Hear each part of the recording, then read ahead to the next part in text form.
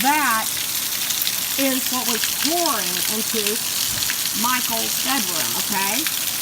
This is what we did, the difference of what we did. We ripped the gutters down. That was the single most important thing I did, is ripping them where they would bend and break there, since they're not coming out of the, not going down the downspout. I have no idea why. That downspout there, just nothing. You see, that thing should be full of water right now. Right there, that should be full of water.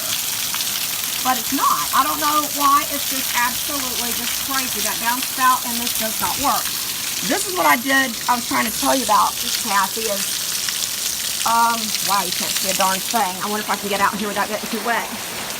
There's the window well, right?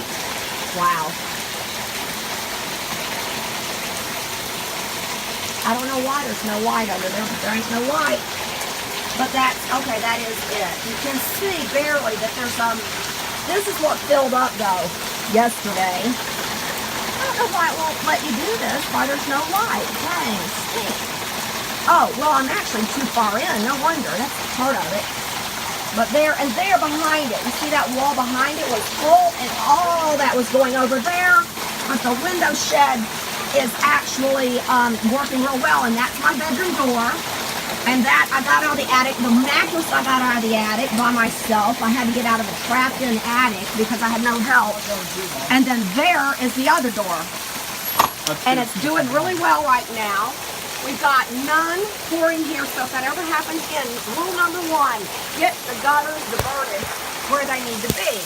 And right now, there's the weak point right there, instead of in our basement, the water is flowing pretty rapidly right toward where it's supposed to go. All right, that was fun.